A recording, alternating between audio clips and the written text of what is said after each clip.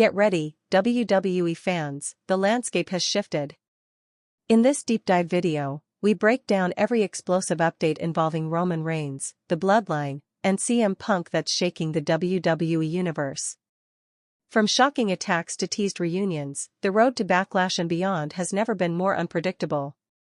Seth Rollins has done the unthinkable, taking out Roman Reigns and shaking up the WWE power structure. Paul Heyman's fiery promo reminds everyone. Rollins defeated both Reigns and CM Punk at WrestleMania, cementing himself as the biggest threat to the old guard. But here's the kicker, strong rumors suggest Roman's not done yet. His potential return at Backlash could change everything, especially with the OG Bloodline reunion teased. And with Jimmy Uso waiting in the wings, the puzzle pieces are lining up. Roman and Jimmy are the missing links to a faction rebirth WWE fans have been dying to see. The teases are everywhere. The original Bloodline is ready to rise again. Multiple backstage segments hint at a reunion we last saw in full force at Survivor Series, but now with an unexpected ally, CM Punk. With Rollins targeting Bloodline members one by one, we're staring at the edge of a new faction war. Is Seth Rollins quietly building an anti-Bloodline alliance? Will Jimmy Uso step in to help Roman, Jey, and Sami Zayn hold the line? And if Backlash doesn't officially feature these battles, you can bet WWE will drop a surprise segment to blow the roof off. In one of Raw's wildest moments, CM Punk made his shocking return, steel chair in hand. He attacked Braun Breaker outside the ring, then took out Seth Rollins inside, handing Jey Uso the disqualification win and helping him keep the World Heavyweight Championship. But here's where things get crazier.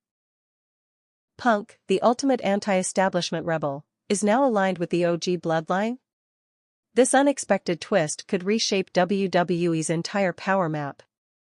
Roman Reigns is back.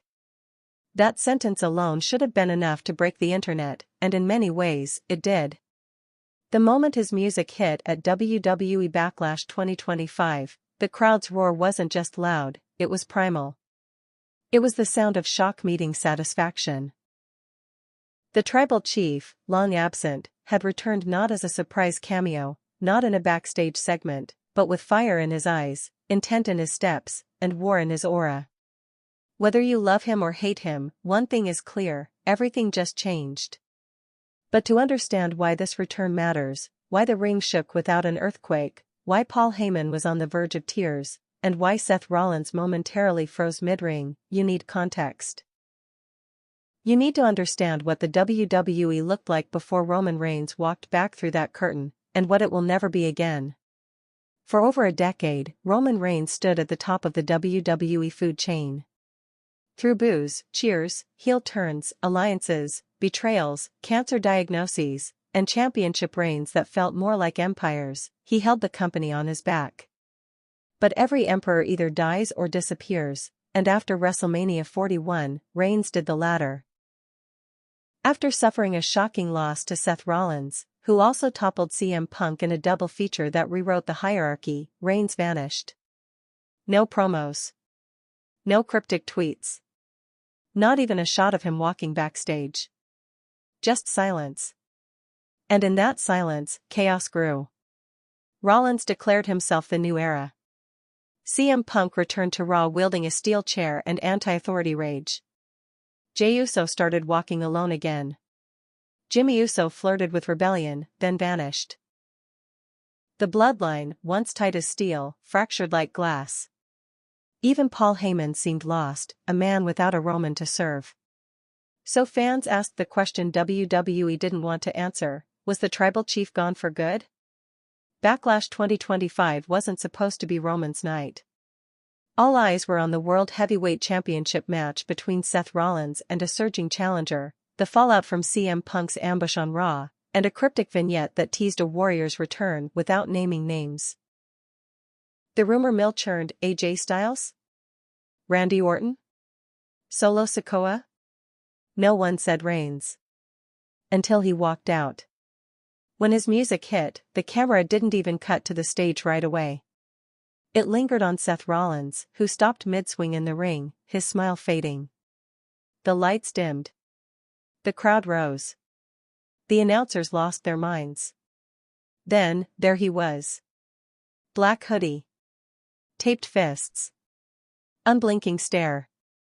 Roman Reigns, no pyro, no pageantry, just presence. And with him came the power shift. Let's be clear. This isn't just about nostalgia. Roman Reigns isn't some Attitude-era star popping up for a cheap pop. He's not here to wave, spear a heel, and vanish again. He came back with a purpose. Backlash wasn't a handshake moment. It was a warning. Reigns didn't speak. He didn't even raise a mic. He just stared down Rollins, looked into the camera, and mouthed 3 simple words, "This isn't over." And the implications? Massive. For Rollins, his undisputed dominance is suddenly under siege. He was ready to fight a new generation, not the resurrected fury of the man he thought he retired. For the Bloodline, is this a call to arms? With Jimmy Uso still lurking, is the OG faction about to reassemble under Roman's command? For CM Punk, if he's aligned with the Bloodline now, as Raw seemed to suggest, does that make him Reigns' ally, or his next problem?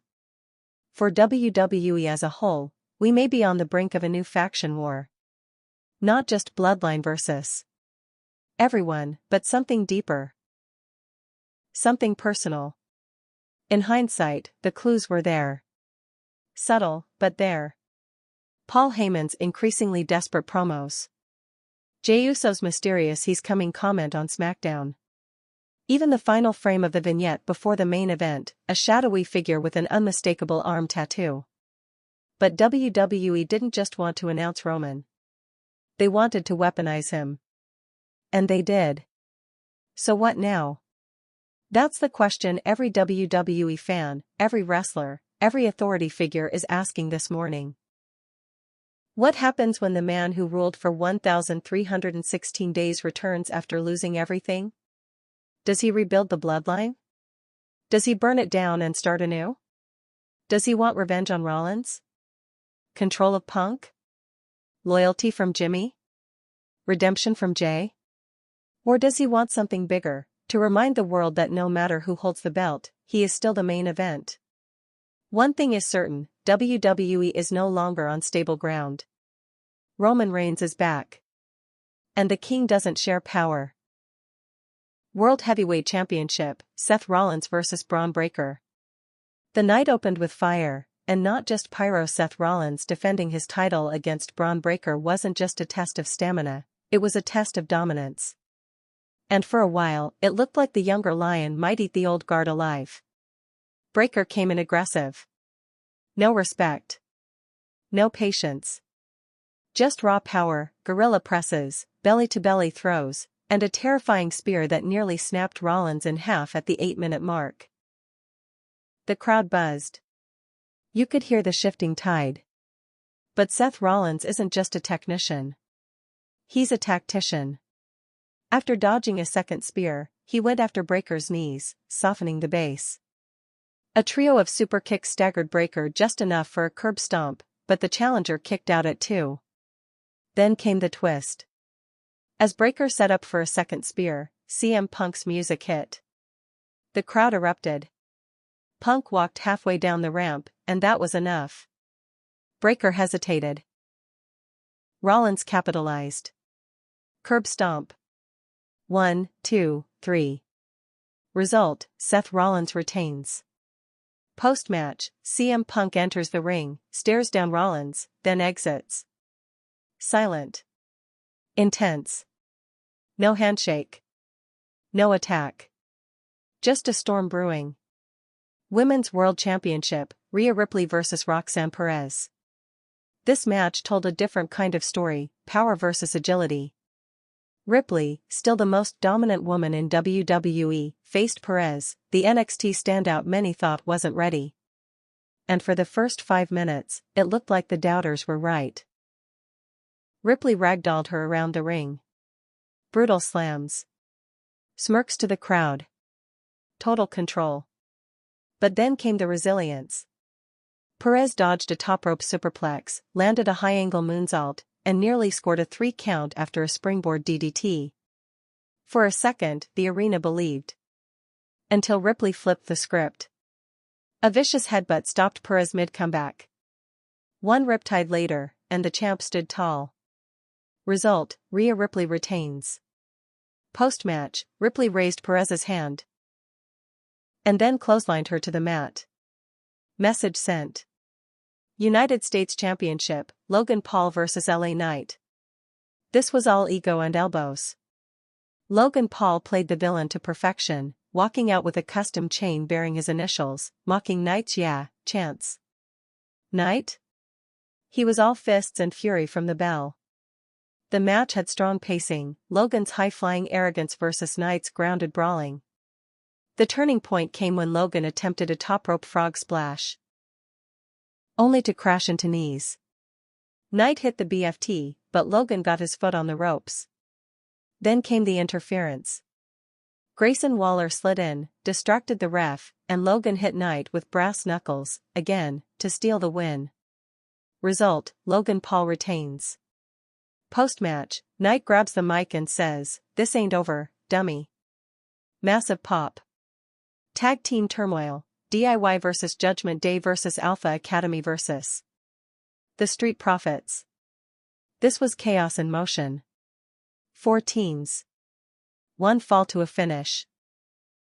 Alpha Academy showed surprising dominance early, with Chad Gable suplexing anything in sight. DIY countered with crisp double-team sequences, while Judgment Day, led by Finn Balor and Dominic Mysterio, played the opportunists. But the MVPs? The Street Profits. Montez Ford flew like a man possessed, hitting a mid-air DDT on Gargano that looked like it defied physics. In the end, it came down to Judgment Day and DIY. A blind tag by Balor turned a DIY finisher into a coup de grace. Result: Judgment Day steals the win. Post-match, Dominic grabs a mic and gets booed out of the building. Jey Uso vs. Shinsuke Nakamura, Intercontinental Championship. Jey Uso's solo run is legit, and Nakamura made him prove it. The match was technical, hard-hitting, and surprisingly emotional. Jey walked in with the weight of fractured family on his back. Nakamura came to take gold. They exchanged stiff strikes. Nakamura's knees versus Jey's superkicks. Mid-match, the lights flickered. Was it a glitch or a tease? CM Punk reappeared at ringside, but didn't interfere. The ending came when Nakamura missed a Kinshasa and Jey landed a top rope Uso splash. Result: Jey Uso retains. Post-match, Punk raises Jey's hand. Fans lose it. Grudge match, Becky Lynch vs. Liv Morgan. This was personal. Liv attacked Becky on Raw weeks ago, claiming the spotlight doesn't belong to her anymore. Backlash was Becky's response. They brawled outside the ring for the first 3 minutes. Becky slammed Liv into the announce table, Liv bit Becky's arm in return. Inside the ring, they pulled no punches, hard-hitting, believable, and raw. Becky locked in the disarm her late, but Liv rolled it into a pin, and grabbed the ropes for leverage. Result: Liv Morgan steals the win. Post-match, Becky gets up, stares down Liv, then walks off. No handshake. No smile. Bloodline implosion match, Jimmy Uso and Solo Sikoa vs. Sami Zayn and Cody Rhodes. One of the most emotional matches of the night. Sami and Cody are bonded by betrayal. Jimmy and Solo? Bound by family and tension. For much of the match, Jimmy looked conflicted. He hesitated to strike Sami, flinched when Solo went too far. The match climaxed with Solo setting up a Samoan spike on Cody, only for Jimmy to pull him back. That gave Cody the window to hit Crossroads. Result: Cody Rhodes and Sami Zayn win. Post-match, Jimmy walks off alone, looking back at Solo. What side is he really on? The official match was over, but WWE wasn't done. As Seth Rollins celebrated post-match, the lights dropped. A vignette played. Tribal drums. An island. A bloodline drawn in the sand. And then, Reigns. Not a promo. Not a hint. the man himself. He walked to the ring. Faced Rollins. No attack. Just presence. Then, a mic drop, "This isn't over." Cue blackout. It didn't need pyro. It didn't need theme music, fireworks, or a surprise run-in. All it took was a silhouette in the smoke, the unmistakable build, the calm fury in his walk, the silent authority in his eyes. Roman Reigns was back. And in that instant, every match result, every promo, every feud suddenly became secondary. Because the tribal chief, the head of the table, the man who built the modern era of dominance in WWE, had returned not to reclaim glory, but to remind the entire roster, it was never theirs to begin with. This wasn't some cheap pop moment designed for fan service. Roman didn't appear during a backstage promo. He didn't interrupt a lesser match. WWE gave him the final scene, the final breath of the night, the closing image millions would go to sleep thinking about. As Seth Rollins stood tall after another grueling title defense, still trying to prove himself as the new face of WWE, the lights fell. The crowd didn't chant. They held their breath. A tribal drumbeat pulsed over the PA. Not Roman's entrance music, just sound design. Tension. Then the screen flickered. No vignette. Just live feed. A figure walking through the fog. Hoodie. Boots. Fists taped. No smile. No acknowledgement of the crowd. No acknowledge me. Just business. Roman Reigns was not there to entertain. He was there to reclaim. Inside the ring, Seth Rollins froze. And that's not an exaggeration. He didn't posture. He didn't smirk. He didn't offer a handshake or a sarcastic applause. He simply froze, jaw slightly clenched, belt still in hand. A second earlier, he was the alpha. Now, he wasn't so sure. Because when Roman Reigns locks eyes with you, he's not challenging you to a match, he's asking you a question: are you ready to give up everything to survive this? The crowd went wild, but not with joy, it was chaos. Gasps, screams, chants. Some were chanting Roman. Others were chanting "you got beat." And a loud, underlying "this is wild," rose up like static. Roman stepped up to the ropes. Paused. Then entered. Seth backed up one step. Not cowardice, instinct. Roman picked up a mic from the mat. Slowly. Intentionally. Then he said it: "This isn't over." Mic drop. Fade to black. No confrontation. No spear. No stare down with Punk or Heyman. Just 5 seconds that tore open a wound WWE hasn't dared touch since WrestleMania. Let's talk about why this worked. This wasn't about shocking fans. This was long-term storytelling at its most precise. At WrestleMania 41, Roman Reigns lost not just a match, but his aura. Seth Rollins pinned him clean. Since that night, WWE programming treated Reigns like a ghost, mentioned in whispers, shown in highlights, but absent in person.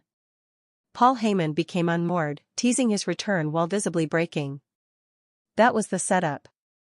Seth Rollins built himself into a self-declared dynasty, but the foundation still rested on beating Roman, not replacing him. CM Punk's sudden connection to Bloodline members added confusion, uncertainty, and threat-level energy. And then WWE waited. Until Backlash. Until it hurt. Until the fans needed him back. When Reigns finally returned, he didn't need to attack. His presence alone was a checkmate move. Every story now revolves around him, again. Not because of a title. Because of what he represents: finality. Roman Reigns is the punctuation at the end of every sentence. The Bloodline question: are we rebuilding? Or rewriting? Here's where it gets interesting, and messy. Roman's return wasn't just about Rollins. It wasn't even just about vengeance. It raised a much bigger question: what happens to the Bloodline now? Jimmy Uso has been drifting in ambiguity, refusing to fully commit to any side. He helped Solo one night. He helped Sami the next. Is that loyalty or hesitation? Jey Uso is champion now. He's embraced the crowd, walking solo. But if Roman returns, will he walk back into the fold? Or stand on his own? Paul Heyman looked both relieved and terrified in the aftermath. Does he still serve Roman, or did he hedge too many bets while the king was gone? Then there's the wildest wrinkle, CM Punk. His shocking assistance to Jey Uso. His sudden alliance with Heyman. The backstage whispers that he might be the X-Factor in a new bloodline configuration. But Roman Reigns doesn't share spotlight. Especially not with someone who once accused him of being a corporate golden boy on national TV. So the question isn't if Roman reclaims the bloodline. It's who he chooses to stand beside him, and who he destroys to make room. This wasn't a promise to Rollins. It was a warning shot to WWE. To CM Punk, don't get too comfortable playing savior. I built the empire you're trying to crash. To Jey Uso, enjoy your belt. But remember who made you relevant. To Paul Heyman. You swore loyalty to me. I expect a tribute, or consequences. To the fans, I heard every chant while I was gone. I don't care. You're still at my table. Roman's return is about power. Not popularity. He's not chasing cheers. He's not playing face. He's reminding everyone that the throne was never vacant, it was just watching. The impact of Roman's return goes beyond storytelling. It changes business, too. Merchandise is flying. Tribal Chief hoodies sold out online the night of Backlash. Raw and SmackDown ratings projections have surged. WWE social media clips hit 40 million views in under 24 hours. Talent are realigning. Wrestlers across the board, from Damian Priest to Randy Orton, are tweeting cryptically about power, leadership, and war. This is the Reigns effect. He doesn't just return. He restructures the board. The biggest unanswered question, what does Roman want? Is it revenge? Is it control? Does he want the World Heavyweight title? Or something bigger? Like the soul of WWE? Because if Roman isn't back to chase a belt, then he might be here to destroy everyone who tried to lead in his absence. He doesn't want to fit back into the story. He wants to end the current chapter, and write a new one. The bloodline, resurrection or ruin? At one point, they were the most dominant force in WWE history. Not just a faction, an institution. Roman Reigns at the top. The Usos enforcing the will of their tribal leader. Paul Heyman whispering strategies like a wartime advisor. Solo Sikoa as the silent enforcer. They held the WWE hostage for over 2 years, stacking championships and bodies with cold precision. But now? The bloodline is in pieces. And with Roman's return, the question isn't whether they'll reunite, it's what they'll become if they do. It didn't happen all at once. That's what made it brilliant. It fell apart the same way a family falls apart, slowly, then all at once. Jey Uso broke first. After months of emotional manipulation and being used as Roman's pawn, he finally walked. I'm out, he said, and it became an iconic moment. Jimmy Uso turned on Jey, seemingly aligning with Roman, but even that alliance frayed quickly. Solo Sikoa became more violent, less strategic. Without Roman's guiding hand, he acted like a loose cannon. Paul Heyman, the glue holding it together, started to unravel. His eyes told a story no promo ever could: panic, loss, regret. By the time WrestleMania 41 ended, the bloodline wasn't a unit. It was a memory. And WWE fans assumed that era had closed. Until now. Roman returns, but to what? Roman's Backlash return wasn't just a personal statement. It was a silent indictment of his family. It was his way of asking, where were you? Jimmy, absent. Solo, invisible. Jey, solo champion. Heyman, desperate. When Roman stepped back into the ring, the question wasn't what will he say? It was who will come to him? And so far? No one has. That silence speaks volumes. But don't confuse absence with betrayal. Roman Reigns is not the kind of man you abandon. He's the kind of man you await. So what happens when he comes looking? Jimmy Uso may be the key to everything. He has ties to both sides of the war. He stood with Roman, then flinched. He aligned with Solo, then walked away. He tagged with Cody and Sami, then vanished again. At Backlash, when Solo Sikoa needed him to go full savage, Jimmy hesitated. That pause cost them the match. And possibly their alliance. The crowd has noticed. WWE has noticed. And Roman has definitely noticed. So what does Jimmy want? Redemption with Roman? A fresh start with Jey? To prove he's more than a sidekick in someone else's rise? Right now, Jimmy feels like Jon Snow in a WWE Game of Thrones, the rightful prince who doesn't want the crown, but may have no choice but to fight for it. And Roman? Roman might love him, but love has never stopped him from spearing someone into reality. Jey Uso's title win was a revolution. He became the breakout star, finally stepping out of Roman's shadow. Fans embraced it. Commentators called it poetic justice. But there's an undercurrent of dread beneath the cheers. Because if Roman Reigns is back, there is no freedom. Jey's entire identity as a solo star threatens Roman's control. He's holding gold. He's getting pops. He's mentoring underdogs. In Roman's eyes, he's doing everything wrong. Roman didn't build Jey to become a hero. He built him to serve the family.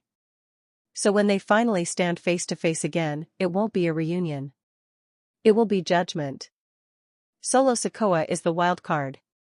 He never talked much. He didn't need to. He let destruction speak. But in Roman's absence, Solo became untethered, violent without purpose, loyal without vision. Backlash proved this. He followed Jimmy's lead, until Jimmy blinked. Solo didn't react emotionally. He simply looked away, expressionless, and let Cody pin him. Was that disappointment? Calculation? That's the danger of Solo, he's unreadable. Which makes him deadly. And now, Roman is back. The question is, does Solo still take orders? Or is he ready to challenge for leadership? One chilling thought, if Roman sees weakness in Solo, he won't hesitate. Loyalty must be absolute. And Solo might have lost that edge. No one has suffered more from Roman's absence than Paul Heyman. He lost direction, respect, even composure. For months, he looked like a man trying to preserve a castle that was already on fire. He stammered through promos. He tried to unify splinters that didn't want to be glued. And most telling, he reached out to CM Punk. Whether intentional or not, Heyman found himself orbiting a man who has never respected Roman's legacy. Punk represents chaos, freedom, anti-family. The very things Roman has spent years destroying. So what happens when Roman confronts Paul? Will Heyman grovel? Or betray? Because if Roman even suspects Paul played both sides, his vengeance won't be theatrical. It'll be biblical. CM Punk, ally, intruder, or double-crosser? Here's where it gets wild. CM Punk is now, somehow, aligned with Bloodline-adjacent characters. He helped Jey Uso retain. He appeared beside Heyman. He didn't fight Solo. He didn't provoke Jimmy. But Punk has never been anyone's follower. So is he part of the Bloodline? Or using the Bloodline to tear down Seth Rollins? Because that's the twist, Punk may not care about Reigns, Jimmy, or the family drama. He may only be here to finish a war with Rollins that began a decade ago. But Roman won't tolerate blurred lines. You're either at the table, or you're on it. Let's imagine for a second that Roman decides to rebuild. Not out of sentiment, but strategy. Possible Bloodline 2.0, Roman Reigns, Kingpin. Jimmy Uso, the conflicted heir. Solo Sikoa, the silent muscle. CM Punk, the wildcard chaos agent. Heyman, the old prophet. And across from them? Seth Rollins. Jey Uso. Cody Rhodes. Sami Zayn. Randy Orton or AJ Styles. Faction warfare. Legacy versus rebellion. Old guard versus new blood.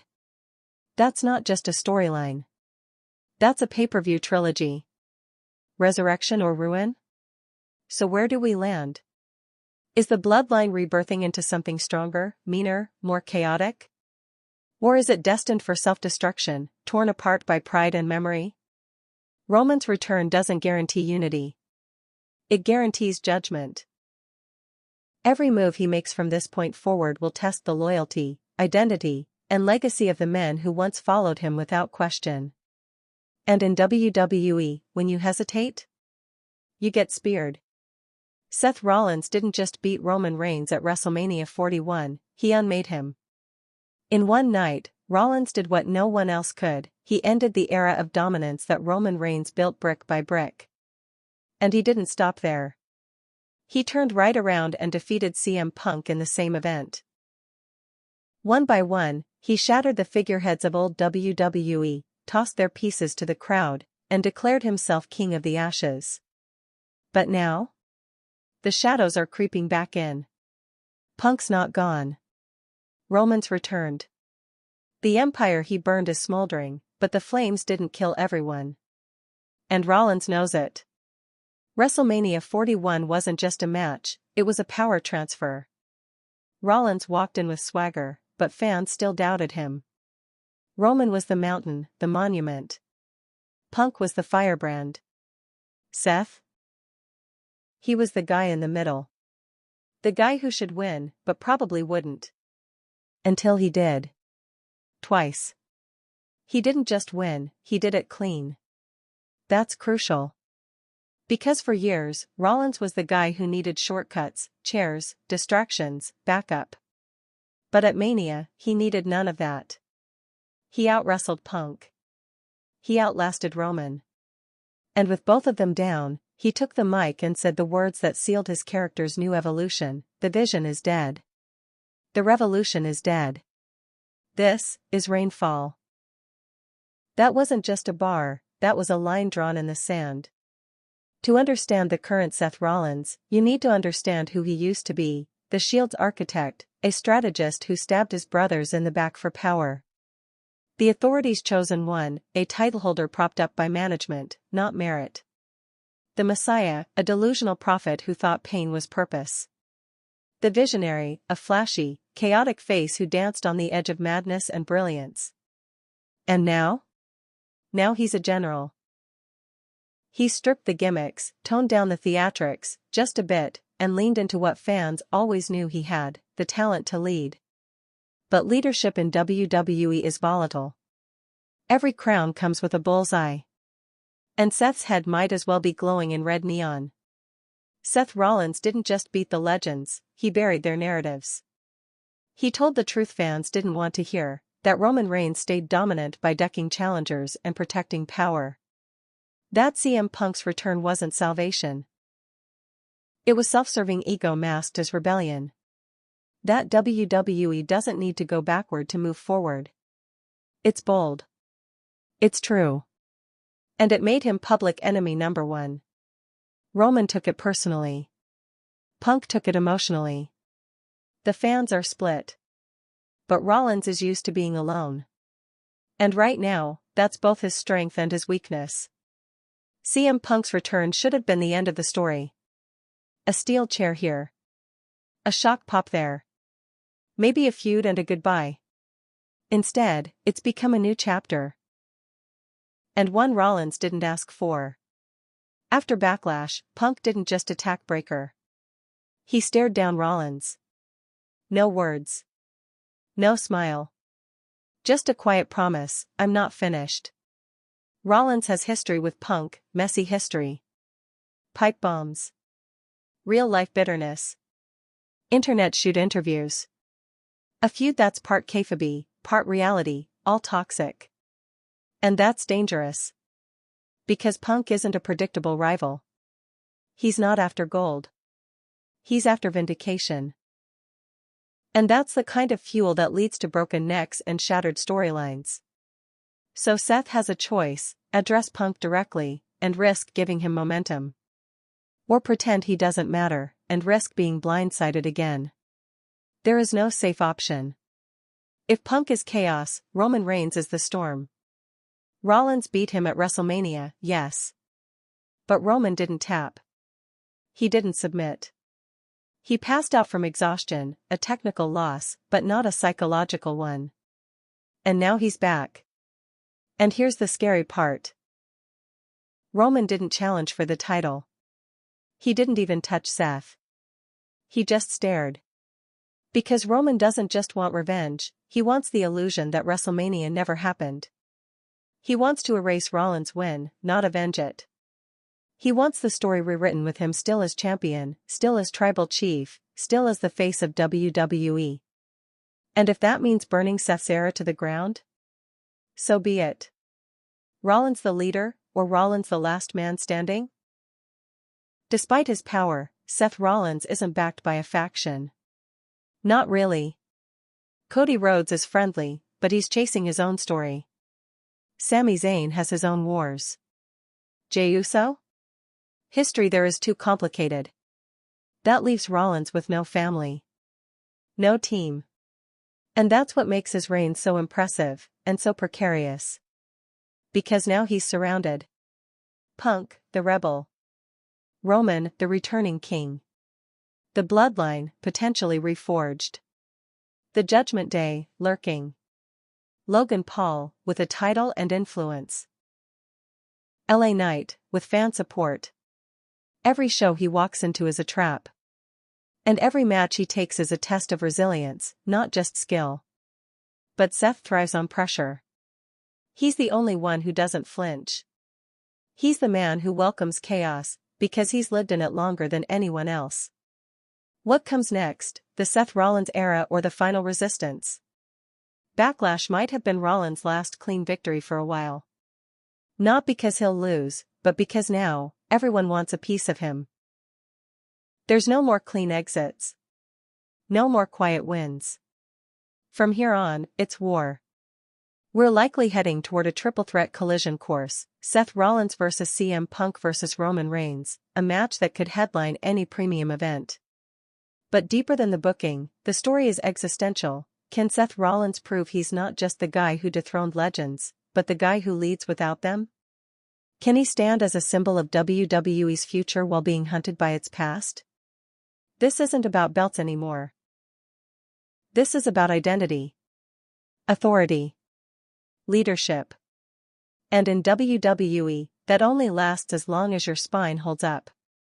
When the screen faded to black at Backlash and Roman's stare lingered, Seth didn't speak. He just nodded. Not out of fear. Not even defiance. It was a nod of recognition. One that said, I know what's coming. I've beaten you once. I'll do it again. But even for Rollins, who built his brand on building and burning empires, this may be the last fire he can start before the whole thing collapses. The architect is now the ruler. But every ruler eventually bleeds. CM Punk, the rebel with a faction? Let's start with the moment no one saw coming, not even the most diehard fans. CM Punk stood side by side with Jey Uso at Backlash. He didn't steal the spotlight. He didn't grab the mic and cut a pipe bomb promo. He didn't mock, flip off, or grandstand. He simply helped. And in the world of CM Punk, the self-proclaimed voice of the voiceless, the perpetual outsider, the anti-authority icon, that means everything. Because Punk doesn't help anyone. Not unless it serves a bigger message. So what was his message at Backlash? That's the part WWE fans are still trying to decode. Because this isn't just CM Punk making a return play for gold. This is something deeper. More calculated. More dangerous. The shocking assist, Punk sides with Jey Uso. Jey Uso was on the ropes. Shinsuke Nakamura had him lined up for a second Kinshasa. The crowd was buzzing, not because they wanted Jey to lose, but because they knew it felt like the end of the line. Then Punk appeared. Not charging down the ramp like a hero. Not slinking in from the crowd like a coward. He walked. Confident. Calm. Holding a steel chair, just in case. He didn't need to swing it. His presence alone made Nakamura blink. That hesitation opened the door for Jey to counter, launch the Uso splash, and retain. Then Punk stepped into the ring, looked at Jey, and raised his arm. The crowd didn't know what to do. Cheer? Boo? Chant his name? Instead, they did all three. Because this wasn't just Punk choosing a side, it was Punk joining a legacy. But why would CM Punk join the Bloodline? This is the question. CM Punk has always defined himself by who he's not. He's not a company man. He's not a follower. He's not a tag-along in someone else's vision. He walked out of WWE a decade ago because he felt used, unappreciated, and disrespected. He returned in 2023 not to make friends, but to settle scores. So what's he doing standing next to the most dominant faction in modern WWE? Let's break down the logic. 1. Revenge on Rollins. Seth Rollins has humiliated Punk multiple times. WrestleMania was the nail in the coffin. Punk didn't just lose, he was overshadowed. Punk doesn't let that go. Aligning with Rollins' enemies, like the Bloodline, gives him leverage. 2. Divide and conquer. Punk doesn't want to lead a stable. He wants to destabilize one. If he can push himself between the cracks in the Bloodline, between Jimmy, Jey, Solo, and Roman, he could tear it down from the inside. Punk joining the Bloodline might be the Trojan horse. 3. Heyman connection. Never underestimate Paul Heyman. He mentored Punk. Shaped his early career. And even in Punk's absence, he praised him. There's a twisted loyalty between them even when they're at odds. If Heyman whispered into Punk's ear that the Bloodline could be rebuilt in Punk's image, would he listen? Would he believe it? The Heyman factor, manipulation or master plan? Heyman's hands are all over this. He's the one who looked Punk in the eye backstage and said, "This place is worse without you." He's the one who teased a resurgence of the Bloodline before anyone else dared say the words. And when Roman was gone? Heyman looked to Punk. But here's the risk: if Punk is now a pseudo-member of the Bloodline, and Roman returns expecting loyalty and finds Paul has built an alliance with his oldest rival, what happens? The most likely outcome? Betrayal. Brutal, public betrayal. Paul Heyman's loyalty is always to power, and right now, power is fractured. If he thinks Punk can revive the Bloodline under new rules, he'll lean in. But if Roman comes calling? Heyman might have to make a choice that's years in the making, and there will be blood. CM Punk has always preached independence. He's the man who fought the system, not just within storylines but in real life. He aired his grievances on live mics. He broke the fourth wall. He sued the company. He walked out. So what does it mean that this version of Punk is aligning with a legacy? The answer is layered. He's not joining the Bloodline because he believes in family. He's not there because he respects Roman Reigns. He's there because he sees a throne without a king, and wants to claim it before Roman returns. Punk may not wear red lace. He may not say "we the ones." But if the Bloodline is a vehicle to power, he'll drive it until the wheels fall off. And when it does, he'll walk away again, smirking. Jey Uso, ally or temporary asset? This part is tricky. Jey accepted Punk's help, but that doesn't mean he trusts him. They've never been allies. Never tagged. Never shared locker room loyalty. Jey is a solo act now, and while he's grateful for backup, he's not looking for another Roman Reigns. So what happens if Punk oversteps? What happens if Punk demands Jey join him in attacking Seth? Or Heyman asks Jay to unite the family under Punk? We may be heading for a civil war within a civil war, where the new bloodline fractures before it even forms. Because the bloodline isn't just a faction. It's a legacy. A curse. A trap. Where do they stand? Solo has always been about loyalty to Roman, not random alliances. If Punk tries to step into Roman's shoes, Solo may take that as blasphemy. And Solo doesn't cut promos. He just cuts people down. Jimmy, meanwhile, is vulnerable. He's looking for identity. Purpose. A new way forward. Punk may try to manipulate him, or vice versa. But neither man will follow blindly. And if Punk tries to lead without respecting the history of what they built, expect fireworks. Let's be honest. This whole play only makes sense if it ends with Punk facing Reigns one more time, and this time, not as the underdog, but as the man threatening to take everything Roman built. Their beef is personal. Their styles are clashing. Their philosophies couldn't be more opposite. Punk is chaos. Reigns is control. Punk is transparency. Reigns is ceremony. Punk wants freedom. Reigns demands loyalty. When they finally face off, and they will, it won't be for a belt. It will be for ideological dominance. One of them will have to break. And with Heyman possibly in the middle? That match won't just define a storyline. It will redefine WWE's direction. The irony is poetic. CM Punk built his entire brand on not belonging. And now, he's in the middle of the most powerful family wrestling has ever seen. So what happens when the man who swore he'd never bow is asked to lead? Can a rebel ever be a ruler? Can CM Punk keep his edge if he's the one building alliances instead of tearing them down?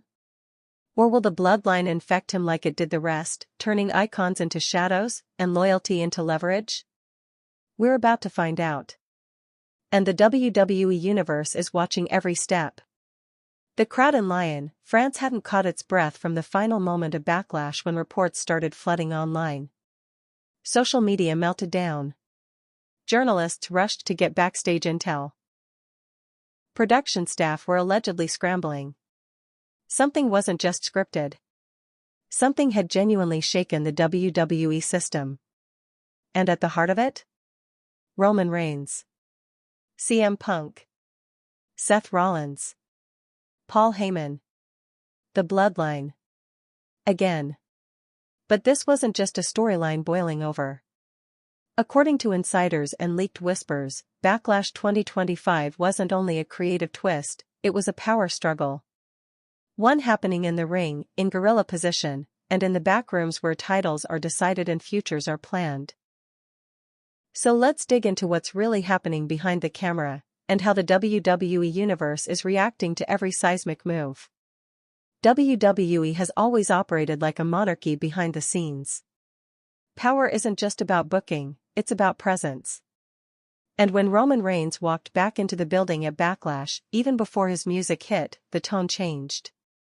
1. Roman's return wasn't just a pop, it was a power play.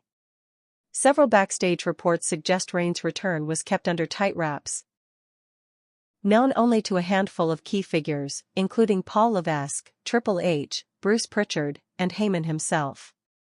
Wrestlers were not informed.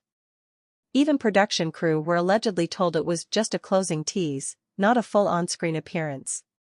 Why so much secrecy? Because Roman's return affects everyone's place on the chessboard. Main event stars had been preparing for a post-Roman landscape. Titles were being distributed to build multiple faces of the company. Creative had begun drafting long-term arcs around Rollins, Punk, and Cody. Now? Everything's in flux. One anonymous veteran reportedly told a media outlet, "When Roman's back, everything goes on hold." Everything. 2. CM Punk's creative autonomy clause, and what it's doing to morale.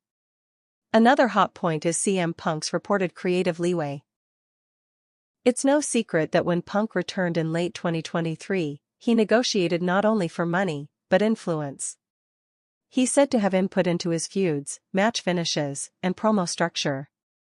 And while WWE management hoped to integrate that smoothly, it's now causing tension. Several sources inside the locker room have expressed frustration that Punk seems to be writing his own arc, while others wait for scripts. Add that to the fact that his sudden alignment with Heyman and Jey Uso wasn't leaked or previewed internally, and the mood gets colder. "He's not just a wild card on TV," said one wrestler off the record. "He's a wild card backstage. And that can be good or dangerous." 3. Seth Rollins is reportedly frustrated and focused. Don't let the character fool you. Seth Rollins is reportedly very aware of the politics circling him. After WrestleMania 41, he was set to be the guy. The next-gen pillar. The post-Reigns alpha. But with Roman's return, and Punk's unpredictable booking orbiting his every move, Rollins is allegedly pressing for clarity on future creative direction. One insider described him as professional but intense. He's not throwing fits. He's not politicking. But he's letting leadership know, "Don't slow roll me again." If backstage politics is the storm, then the fanbase is the thunder. Within minutes of Backlash closing, hashtags like #RomanReturns, #Backlash 2025, and #Punk Bloodline were trending worldwide. The reactions weren't just loud, they were divided. 1. We missed this energy, fans celebrate the unpredictability. Thousands of fans praised the ending of Backlash as the most electric WWE moment since the Bloodline Civil War at SummerSlam 2023. Clips of Roman's silent stare-down with Rollins hit 30 million views in under 24 hours across YouTube and Instagram. Comment sections exploded with comments like, "This is cinema. I've never screamed so loud at a man standing still. You can't script tension like that, unless you're WWE in 2025. 2. CM Punk's new role sparks confusion and debate.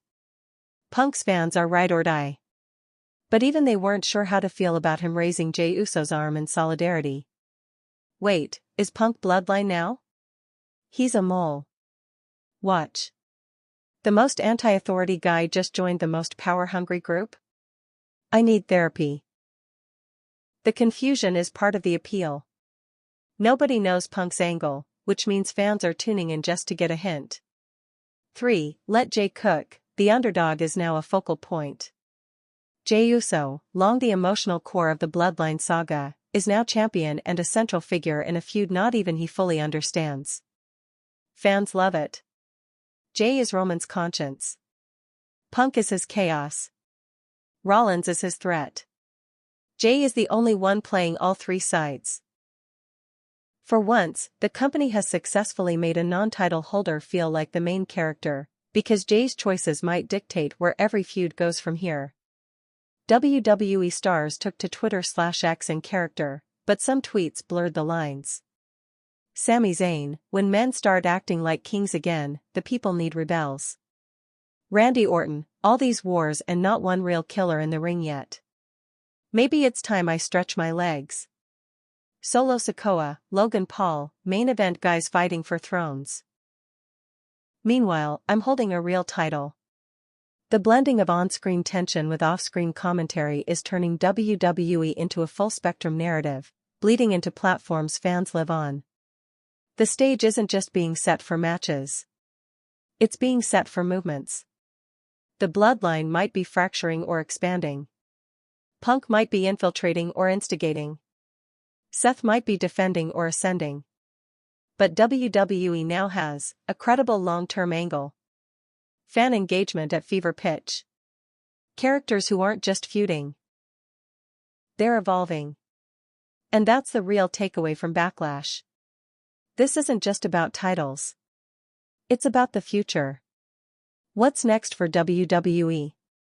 Backlash 2025 didn't just shake the table, it flipped the entire game board. Storylines, title pictures, and power dynamics have all been rewritten in real time.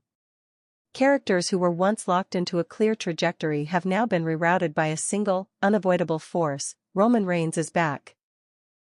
And in his shadow walk CM Punk, Seth Rollins, Jey Uso, and an increasingly unstable bloodline. The question now isn't what happened?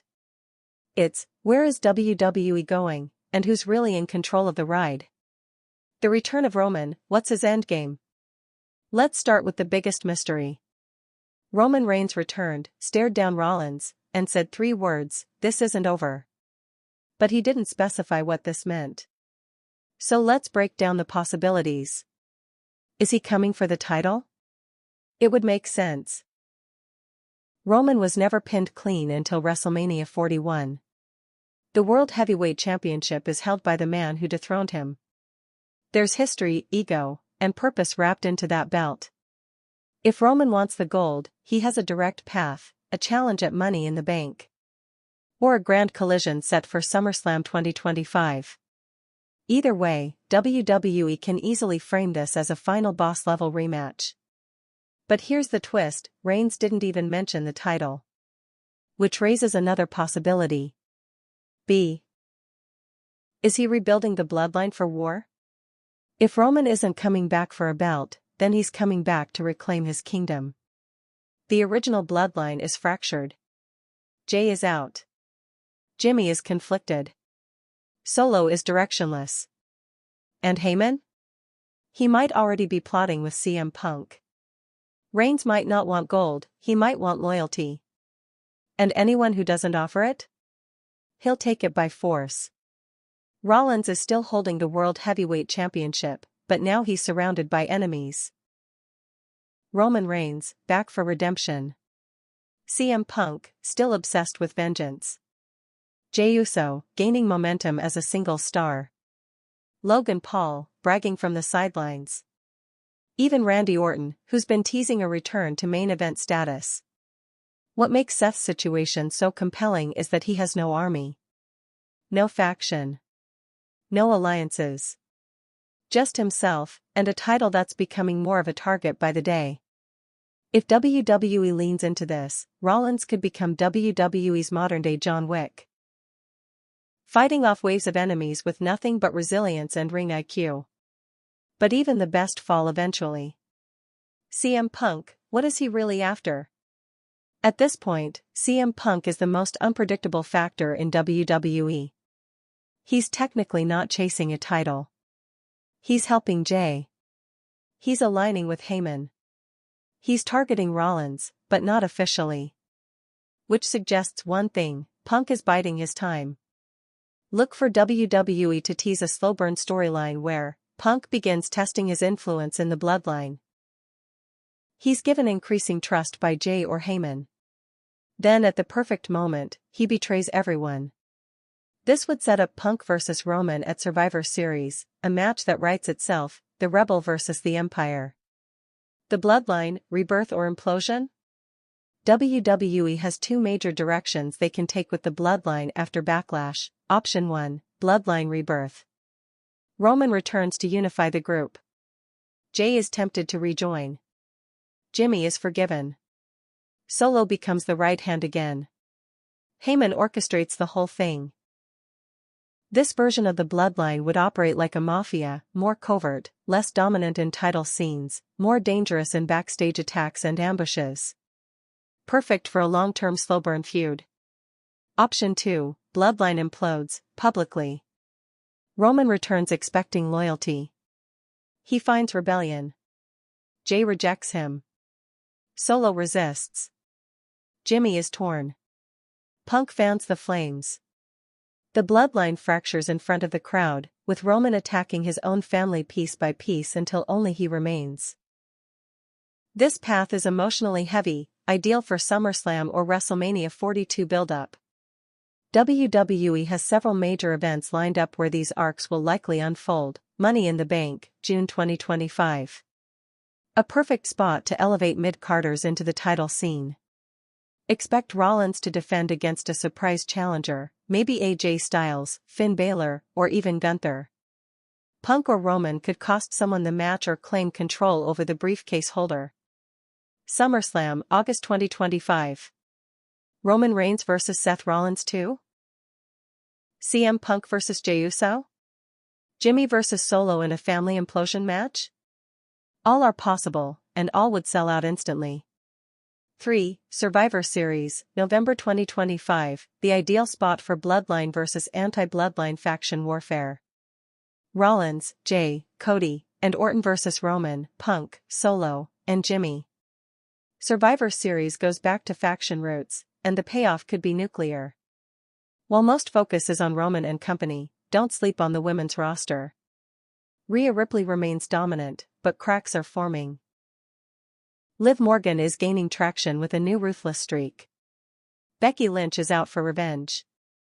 Bianca Belair and Jade Cargill are both rumored to be next in line for a major push.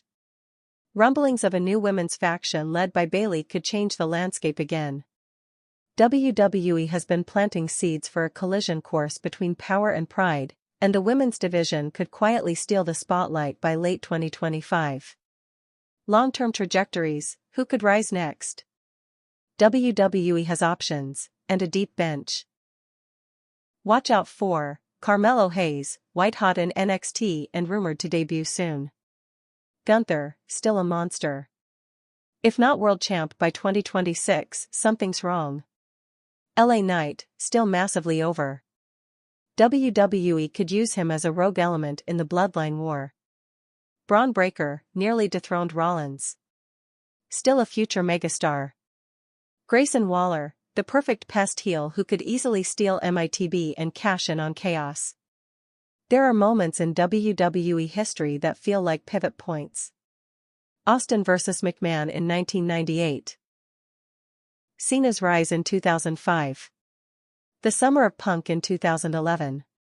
The Bloodline peak in 2022. Backlash 2025 feels like the next one. Because now, the possibilities aren't just compelling, they're unpredictable. Roman's back. Punk's unstable. Rollins is surrounded. The Bloodline is fragile. And WWE isn't just telling stories. They're building a new world.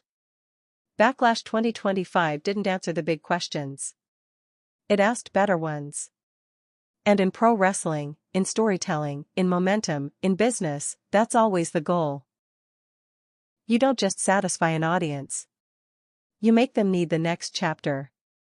That's exactly what WWE has done. Let's review what happened. Roman Reigns returned not with fury, but with focus, a calm declaration that his time is far from over. CM Punk showed his hand, but only partially, aligning with a legacy he once raged against. Seth Rollins survived another title defense, but walked off looking more surrounded than celebrated. The Bloodline shifted again. Not fully restored, not fully ruined. Just dangerous. Jey Uso stood tall with gold in hand and questions in his eyes. Jimmy and Solo teetered on the edge of relevance, loyalty, and rebellion. And Paul Heyman? He watched. Calculating. Possibly lying. Definitely planning. What WWE has created is rare, a main event scene with 3 top-tier, fully developed, fan-invested protagonists, all with real motives, real history, and real threat levels. None of this feels forced. Punk has nothing to lose. Rollins has everything to defend. Roman wants it all back, or burned down. That's not just compelling. That's combustible. WWE isn't teasing one feud.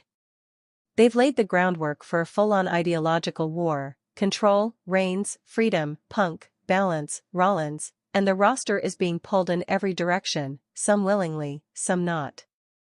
What makes this saga work isn't just titles and turns. It's the emotion. Rollins and Reigns used to be brothers. Punk and Heyman used to be loyal. Jey and Roman used to be family. Now? Every bond is cracked. Every alliance is conditional. Every interaction is loaded. It's not heels versus faces. It's humans versus history. This is the moment. If you've been out of touch with WWE, come back now. If you're new, there's no better entry point. If you're a lifer, buckle up. Because what we're watching is the foundation of WWE's next mega era. The kind of era that builds WrestleMania main events 2 years in advance. The kind that sells out stadiums without announcing matches. The kind that turns moments into memes, promos into gospel, and legends into blueprints.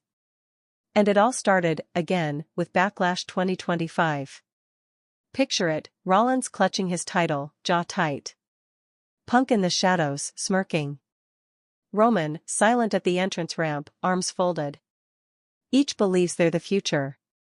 But only one gets to shape it. And if you think the ring is big enough for all three, you haven't been paying attention. If this story has you fired up, don't just watch. Engage. Drop your predictions in the comments.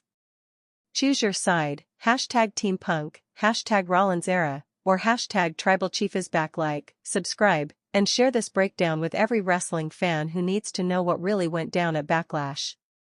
Because this isn't over. It's barely begun.